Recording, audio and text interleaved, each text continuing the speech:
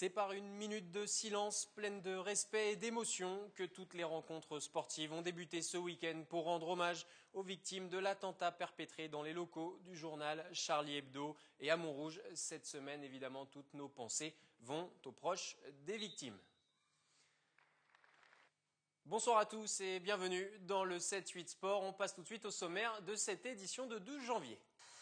Les Igny-Montaigne n'ont pas tremblé face au deuxième Villemomble-Montigny s'est imposé pour le compte de la 11e journée de National 2, un succès qui permet de croire à la montée en fin de saison. Ce week-end, le comité départemental de cyclisme des Yvelines mettait à l'honneur ses meilleurs jeunes coureurs sur 2014, l'occasion de faire un zoom sur la relève et débuter un projet à moyen terme sur la piste. Décryptage des ambitions dans cette émission du Sky Rugby en promotion d'honneur, toujours troisième à l'aube de la phase retour, mais qui s'est incliné ce week-end à Reims. Et évidemment, en fin d'émission, l'essentiel des résultats du week-end. Mais tout d'abord, place au cyclisme. Je le disais dans les titres de ce 7-8 Sport, ce week-end, le comité départemental de cyclisme des Yvelines mettait à l'honneur ses meilleurs jeunes coureurs de 2014. L'occasion de faire un focus sur la relève yvelinoise et débuter un projet à moyen terme, voire à long terme, sur la piste et notamment sur le Vélodrome national de 50 ans en Yvelines. Patrick Jacques de Dixmude pour les images. Pour certains, ils effectuent leur tout premier tour de roue sur une piste. Mais ils sont déjà très à l'aise sur l'anneau du Vélodrome. Après seulement une saison sur le vélo et une 8e place en Coupe de France, Alix Durand a encore besoin de gagner en explosivité, mais sa polyvalence lui permet d'être à l'aise sur tous les terrains. Cette année, ça a été un bon début de saison. J'ai gagné ma toute première course, et puis après j'ai fait plusieurs sélections en Île-de-France sur les Coupes de France, donc ça s'est très bien passé. On me dit souvent que pour une première année, c'est un bon début, donc j'espère progresser par la suite et réussir à faire encore des choses plus grandes. 4 victoires en 2014, meilleur grimpeur du Tour de l'Île-de-France cadet et champion des Yvelines. Michael Ramboz est l'espoir du cyclisme yvelinois masculin, mais le jeune cycliste reste les pieds sur terre. C'est trop tôt pour y penser, j'aimerais bien, c'est sûr, mais on ne peut pas trop savoir à l'avance, il y a encore beaucoup de chemin à faire. Avec l'implantation du Vélodrome national de 50 ans en Yvelines, les jeunes cyclistes bénéficient désormais d'un outil de travail exceptionnel. À long terme, les Yvelines veulent devenir une référence dans la formation sur piste. Notre rôle au niveau du comité départemental, c'est de leur permettre de venir découvrir, de venir se perfectionner, progresser, de façon à participer à des compétitions de niveau régional, pour certains des compétitions de niveau national, et surtout de bénéficier d'un encadrement professionnel. Le but du projet, constituer un groupe homogène qui se spécialisera à moyen terme sur la piste. Et cela va commencer par des sessions sur le Vélodrome national pour préparer l'interrégion cadet en mai prochain sur l'anneau saint-quentinois.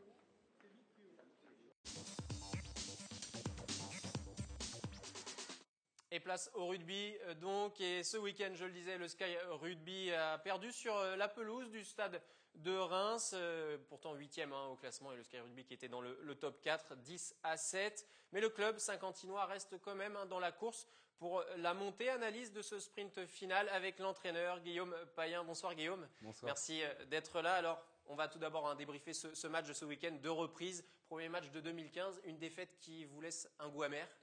Clairement oui, Reims a mieux repris que nous en 2015. On avait surtout fini bien 2014, et donc on était sur une bonne dynamique. Les vacances nous ont fait pas du bien sur ce coup-là. On n'est pas loin du compte quand même au final. Si on regarde juste le scénario de match, on est sur la ligne d'en but à pilonner à la fin, et si on marque, il y a une victoire qui souffrerait pas de contestation, on va dire. Maintenant, sur l'ensemble du match, les joueurs, les premiers, étaient déçus. On n'a pas réussi à mettre assez de jeu.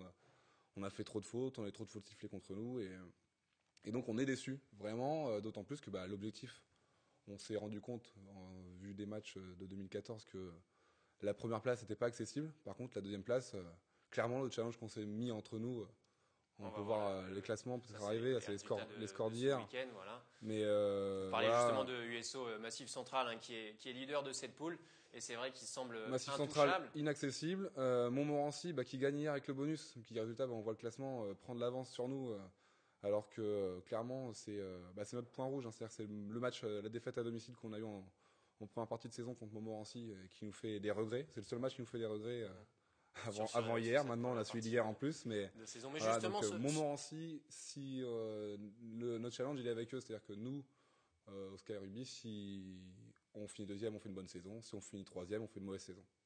Simplement. C'est très clair. Justement, sur ce match de ce week-end, pour revenir dessus une dernière fois, est-ce que c'est pas quand même un style de match, un type de match que vous ne devez pas perdre justement en vue de vos ambitions?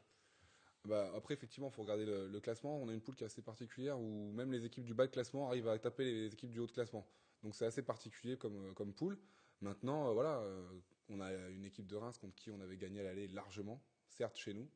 Certes, là, on est en déplacement à l'extérieur, voilà, mais franchement, voilà, on est très déçus parce que peut-être que voilà, on va se remettre en question et qu'on va réagir ce week-end chez nous contre Bonneuil. Il n'y a pas de raison. On fait confiance aux joueurs pour ça parce que simplement là, c'est grosse déception d'hier. On n'a pas rattaqué 2015 comme on aurait souhaité. Et à charge pour nous de nous rattraper directement et d'enchaîner puisqu'on a 4 matchs de suite encore à faire là, donc on a un gros rythme, 5 matchs de suite, c'est au mois de janvier en plus, donc c'est dur pour les corps. Un gros programme, c'est clair. Mais alors justement, après cette défaite, votre objectif c'est quoi? C'est de conforter cette troisième place. On l'a vu s'afficher à l'écran le classement. Vous avez 5 points de retard derrière Montmorency, ou essayer d'aller rechercher cette deuxième place comme vous le disiez? C'est d'aller chercher cette deuxième place, c'est-à-dire que le week-end prochain on joue Bonneuil. Objectif, revenir avec 5 points, c'est-à-dire bonus offensif. De la poule. Bonus offensif impératif chez nous, d'autant qu'on l'avait pris au match aller chez eux. Et puis la semaine d'après, on va à Montmorency. Donc comme ça, au moins, on saura rapidement. Si on veut être deuxième, il faudra gagner à Montmorency. Si on ne gagnera pas à Montmorency, on ne sera pas deuxième. Donc, voilà. Qu'est-ce qui fait défaut un petit peu à votre équipe cette saison, même si il y a quand même un classement qui est toute somme correct, cette troisième place, mais il n'y a jamais eu 4 victoires consécutives, par exemple. Même si vous êtes l'équipe qui a le plus de bonus offensifs, par exemple, il y a toujours ce petit problème défensif, cette rigueur. Ouais, justement, on a la meilleure attaque de la poule, c'est-à-dire qu'on a même plus d'attaques de points que le premier de la poule. Donc c'est très bien parce qu'on a beaucoup travaillé là-dessus. Maintenant, on a resserré la vis parce qu'à un moment donné, il faut quand même être capable d'encaisser moins d'essais. On prend moins d'essais, mais le problème c'est qu'en même temps, on marque moins de points aussi. Donc faut réussir à trouver le bon équilibre et puis continuer à marquer autant de points qu'on marquait en début d'année pour pouvoir gagner à nouveau, quoi. Donc on n'est pas inquiet, hein. On n'est pas inquiet, on est déçu vraiment d'hier, mais on n'est pas inquiet du tout sur ce qui va se passer ensuite. On va repartir comme il faut. Les joueurs, vu la réaction d'après-match, on est sûr que demain soir à l'entraînement, ils seront à fond pour se rattraper, pour qu'on se rattrape tous ensemble de cet échec d'hier et puis de repartir directement par une belle victoire contre Bonneuil. Et puis après, notre challenge de la deuxième place, ça sera la semaine d'après à Montmorency. Là, ce sera un très gros match aussi. Et justement, à Bonneuil, face à un mal classé, un dernier de votre poule, c'est l'occasion aussi de prendre un autre bonus offensif et puis peut-être grappiller petit à petit sur Montmorency avant ce duel et ce face-à-face. C'est ça l'idée, hein. Clairement. On a laissé hier, on a pris 1 point de bonus défensif, mais on aurait dû prendre 4 points, voire 5 sur l'objectif qu'on s'était fixé. On en a laissé en route. Là, plus trop de place pour finir deuxième, plus falloir en laisser en route. La deuxième, c'est simplement les phases finales. Donc c'est quelque chose que le club n'a pas connu ces dernières saisons et qui nous motive chaque jour pour travailler, quoi. Très bien, merci beaucoup Guillaume d'être passé sur le 7-8 Sport, et donc coup d'envoi à 15h ce dimanche du côté du Sky Rugby face à Bonneuil. On enchaîne avec le sport automobile.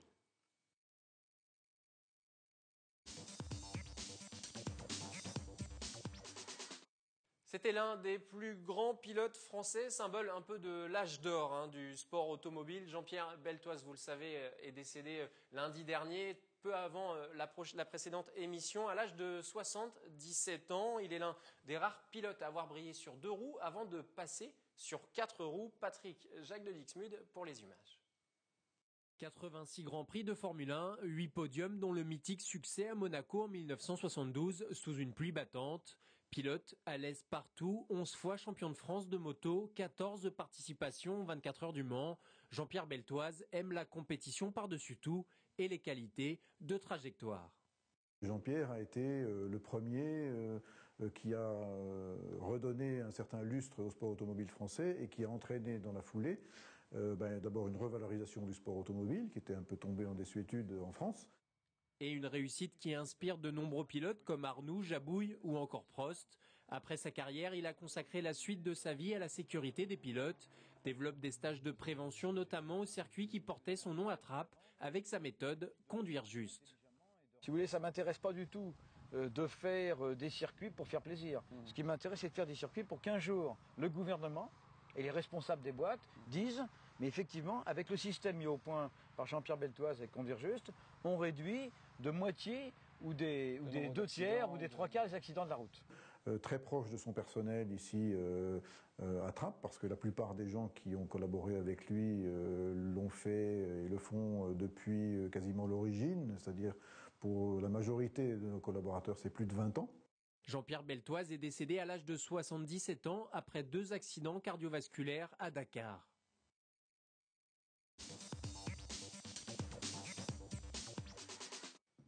Et pour le compte de la 11e journée de National 2, Montigny-le-Bretonneux recevait ce week-end le 2e Villemomble dans un match qui ressemblait un petit peu à un duel en tout cas un duel peut-être décisif pour une montée en fin de saison, ça ira mieux à l'endroit. Les Illimontaines n'ont pas tremblé. Au final, victoire d'un tout petit but réalisé avec Patrick Jacques-Delix. En 2015, il faut croire que les entames de match en mode diesel, cela n'existe plus à Montigny. Face au 2e Villemomble, les Illimontaines ne se laissent pas piéger. Après un quart d'heure de jeu, elles mènent de 4 buts, 9-5. Dans une première période très serrée et électrique, les deux équipes se répondent coup pour coup. À la pause, rien n'est fait. Montigny mène d'une longueur, 13-12. On s'est fait peur quand il y avait ex-aequo et on a su remonter au score, donc c'était pas mal, et reprendre nos esprits surtout, écouter les consignes du coach et puis des joueuses en place, et on a fait le boulot derrière. Car Villemomble est une des 2 seules équipes à avoir fait chuter le leader havrais cette saison. Les joueuses de Seine-Saint-Denis le prouvent et s'accrochent au score.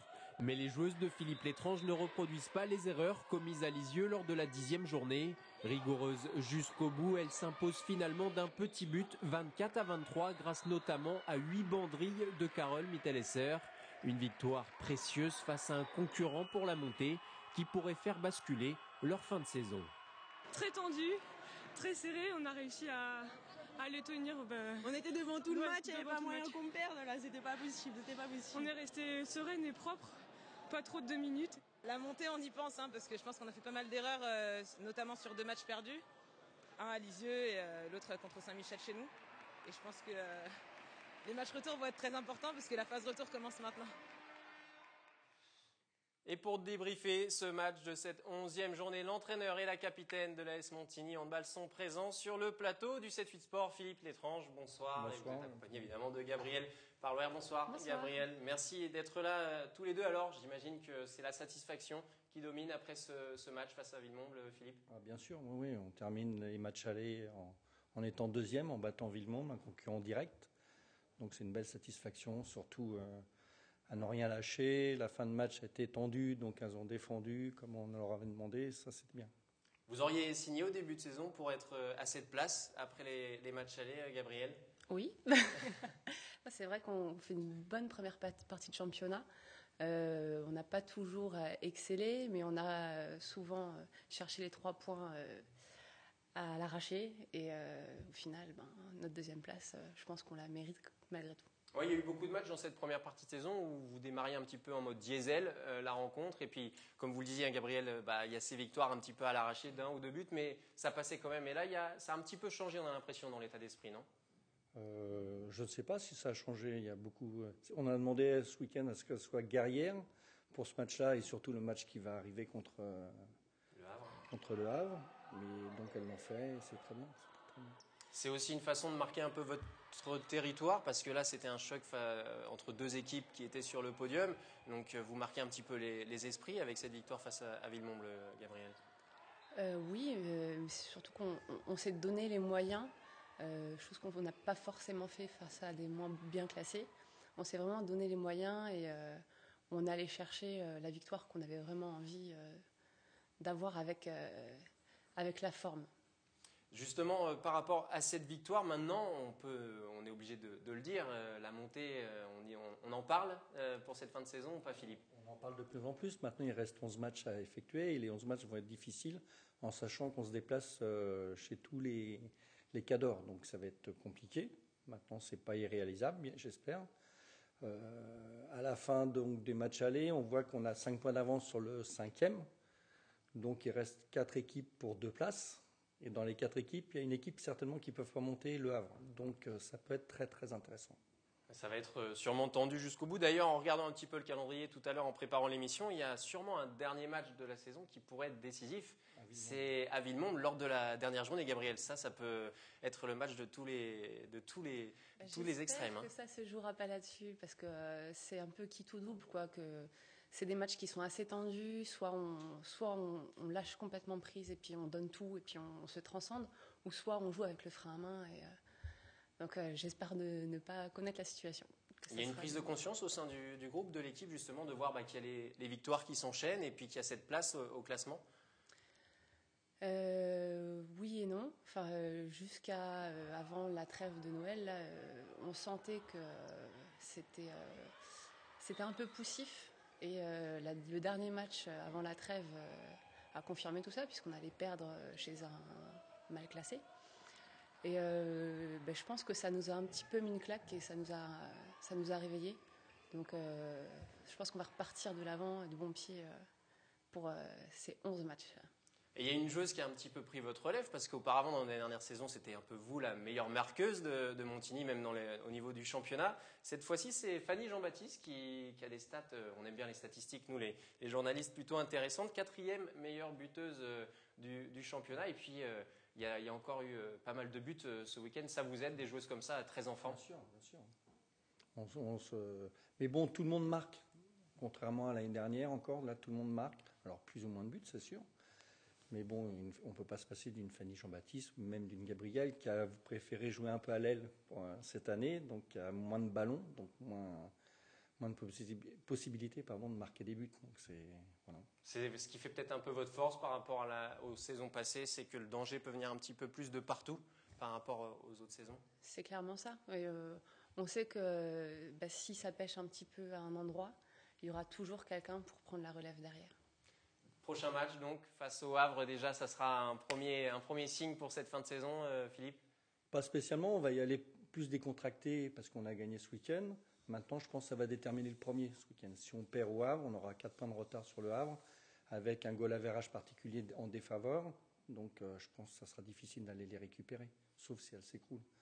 Maintenant, si on gagne, tout restera à faire. Je crois que le match très très important qu'il faut qu'on prépare, c'est mi-février contre Val d'Orge, où là, ça va être un des tournants. Très bien, merci à tous les deux d'être passés sur le 7-8 Sport. On va suivre avec beaucoup d'attention cette fin de saison qui promet d'être très palpitante du côté de Montigny. On enchaîne avec les résultats du week-end.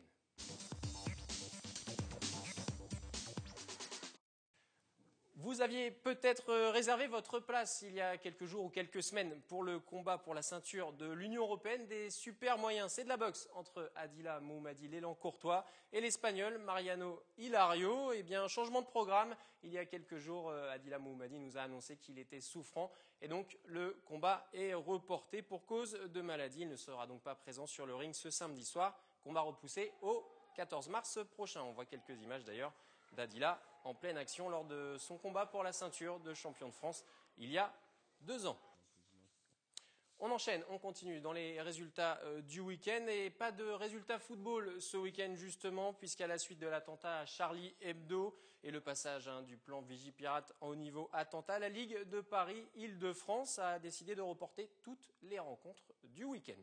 En rugby, le chemin de croix continue pour plaisir. Pour le compte de la 11e journée de Fédéral 2, le PRC s'est lourdement incliné à domicile lors de cette dernière journée face au 4e Nantes. 53-5, les Plaisirois restent à une bien triste 9e place. Handball, on reste dans le handball, deuxième phase du championnat de France des moins de 18 ans qui a ouvert ses portes ce week-end et cela a très mal débuté pour la team 78. Les joueurs d'Alexandre Taillefer se sont lourdement inclinés à Créteil 53-32.